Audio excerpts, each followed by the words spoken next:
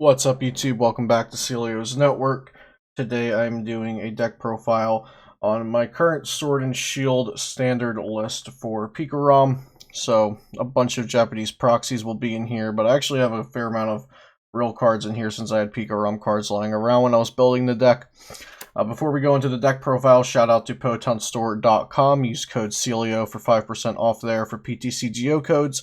And also shout out to FlipsideGaming.com. Use code Celio all caps for 10% off there. So I got a request. I actually got a few requests to do a deck profile on this Pikarom list since it was in one of my recent Sword and Shield tabletop battles. If you haven't seen those, definitely go check them out. And I have more to come. But this isn't too far off of the winning list from the Japan Champion League that happened, I guess, about 2 weeks ago now. But there's definitely some changes, and there's definitely changes that I made while playing.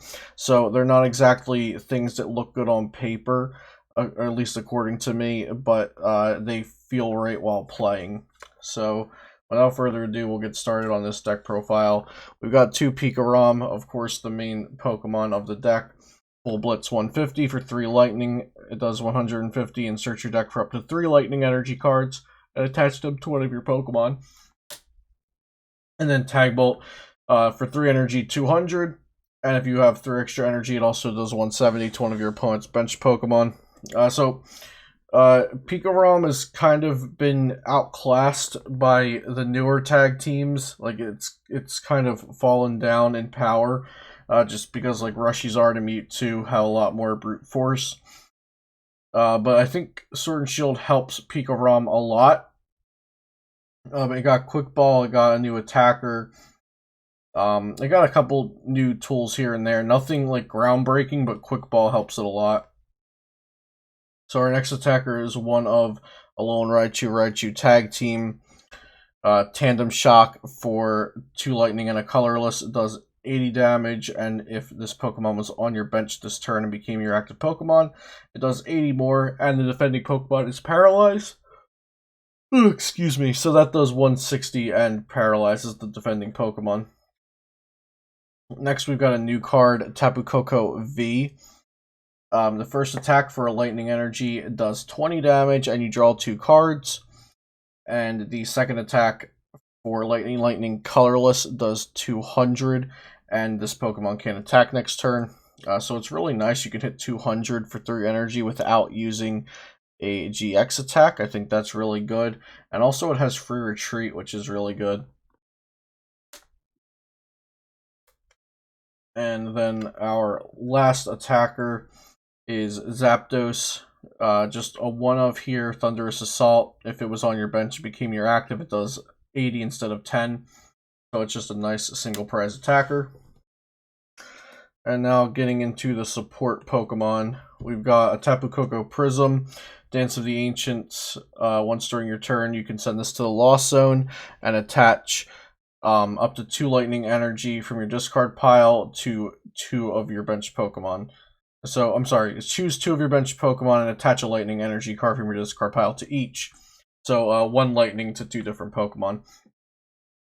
And Tapu Koko Prism is a huge part of the Pikarom archetype, and because we have Quick Ball now, it's a lot easier to get Tapu Koko out, since when we lost Ultra Ball and Nest Ball, it became harder to search out the Tapu Koko.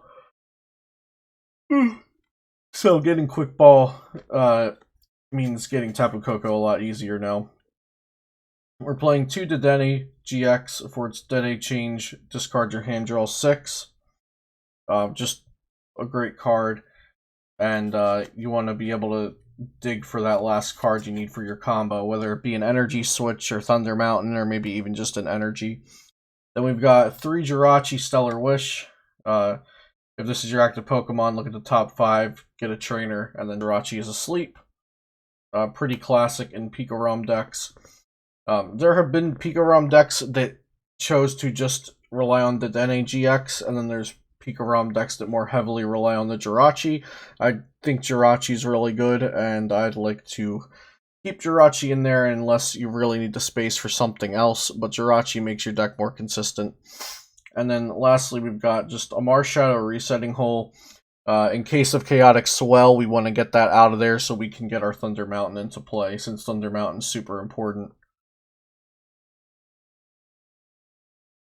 On to the trainers. Now the supporter lineup is kind of wonky. That's what I was referencing, that I've changed things as I go while playing, and they might not look great on paper, but they've been feeling right in actual practice. So we've got 3 Vulcaners. Search your deck for an item card and a Lightning Energy. This can get you Quick Ball. It can get you Tag Call, and of course also the Lightning Energy. So grabbing Quick Ball and Lightning Energy is very, very good. Of course, because of Tapu Koko Prism. Then we've got 3 Professor Research. Discard your hand, draw 7. Sometimes you want to have a more aggressive supporter like Professor's Research as opposed to a more conservative search-based supporter like Vulcaner. So I think having 3 of each is a fine split. And then we've got some tag team supporters going on here. So I've got 2 Malolana. In any matchups where you aren't getting one shot, which is actually quite a lot, Malolana is just insanely good. It can, if you go in with a tandem shock with your Raichu and it gets hit to get out of the paralysis, you can just Mallow and Lana and then switch back into Raichu and try again to get the paralysis to stick. And healing on a Pikarom can be super important too. And then we've got a Cynthia Caitlyn. Get a supporter card from your discard pile, discard a card from your hand and draw 3. This is kind of here that since we're running the tag call, it's just another out to drawing cards. And then Guzmahala. This gets you a supporter, a special energy, and a tool card. I'm sorry, a stadium, a special energy, and a tool card. And so that's really insane for Pikarom. So you can get your skateboard to get Jirachi out of the active, you can get a unit energy to attach for turn, and you can get your Thunder Mountain so your attack costs 1 lightning less. So Guzmahala can be really great for this deck. And then lastly for supporters, I've just got 1 Cynthia in there. So like I said, the supporter lineup kind of looks wonky, but it has been working for me thus far. Of course, change it as you wish and see how it works for you. Moving past the supporters, we have items now. So for Quick Ball. Quick Ball is a great card. Discard a card from your hand, search for a basic Pokemon. And it's simple, but we've needed this card for a while now, and we finally got it. So Pikarom really loves this card. Then we've got 4 Switch. So Switch is good to get out of your Jirachi, to get into a Zapdos or Raichu for their extra effect. And it's just good to have a lot of switching cards in this deck, since Tapu Koko only attaches Lightning Energy to the bench from the discard. So if you need to switch your Pikarom onto the bench to attach return Dance of Ancients, then maybe even another switch you drop to get the Pikarom back into the active. So having a lot of switch is good. But I might drop the 4th switch for an extra energy switch or an extra tag switch. Then we've got 4 Electro Power. During this turn, your lightning Pokemon's attacks do 30 more damage. Just kind of staple in any lightning deck. Let's put these over here. Yeah, that's fine. Yeah, Electro Power is just kind of staple in any lightning deck. So we're playing 4 of those to make us be able to one-shot things, or effectively two-shot things a lot easier with like a combination of Zapdos, Raichu, Tapu Koko. And then Pikarom usually doesn't need help two-shotting things, but Electro Power can help you reach to one-shot. And we've got 4 Custom Catcher as our gusting effects. Since we are playing Vulcaner, we're playing Jirachi Stellar Wish. Finding the second Custom Catcher is a little bit easier for Pikarom than it is for other decks. And then 2 Escape Board, since it's really good with Jirachi. When Jirachi's asleep, you can retreat it out with a skateboard.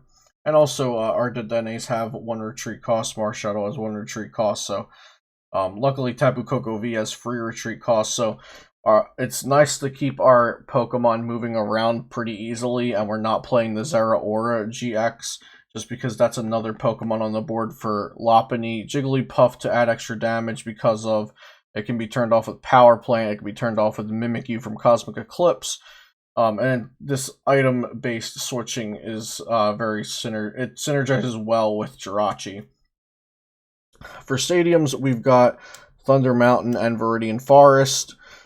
We can get our stadium with Guzmahala. We can get a stadium with Stellar Wish Jirachi. We can just draw into it with Professor's Research or Dedenne Change. And then we can, like I said, we can remove our opponent's stadiums, especially Chaotic Swells, with Marshadow Reset Hole. And then just a bunch of one-of items here at the end. We've got an Energy Switch, a Tag Switch, a Tag Call, a Reset Stamp, and the new band. The name of the band is escaping me at the moment, but it just does 10 extra damage to the defending Pokemon. So it's like a weakened muscle band. This Pokemon does 10 more damage to your opponent's active Pokemon. Yeah, it's really bothering me that I can't think of the name for that, but we're going to move past that. So yeah, we got the band, the stamp, a Tag Call, since we have 2 Pikarom, Raichu, and then 4 tag team supporters. So Tag Call has 7 possible targets. Tag Switch, since it can move 2 energy off a tag team to anything else, 1 energy switch. Reset Stamp's good for late game. And then, of course, the band just to help with math a little bit. And then we've got 11 Lightning Energy. So we're just going to do this. And 1 Unit Energy. And I want to make sure everything looks okay in screen. So if you want to take a screenshot of the list there, you can. And yeah, I think that looks fine. So this is my current Pikarom list. It's surprisingly working well for me. I'm not a Pikarom fan. Any avid viewers of the channel probably know that Pikarom is not one of my favorites. But this deck kind of surprised me. I didn't expect it to be one of the front runners in the Sword and Shield set and Sword and Shield Standard, with all these new cards coming out and Pikarom being one of the older tag teams. And yeah, it works really well. Quick Ball helped it a ton, and I think Professor's Research also helped it a ton. And things are just coming together for Pikarom. It won the first tournament in Japan with Sword and Shield. Of course, Zacian did get second, and I think Zacian is an incredibly strong archetype with a little bit more work, maybe. So I hope you guys enjoyed this deck profile on Pikarom. I hope you guys have been enjoying the variety of content I'm trying to put out with the Sword and Shield Standard, the expanded stuff, just kind of talking about different topics in the TCG sometimes. Let me know what kind of content y'all want to see. I'm happy to try to even make it a little bit more of a variety on the channel, as long as it's within things that I can make and things that I can have some sort of expertise to talk to you guys about. So yeah, hope you guys enjoyed this. Be sure to subscribe to the channel if you enjoyed the video. Check out PotownStore.com and FlipsideGaming.com, and I'll see you next time here on Celio's Network.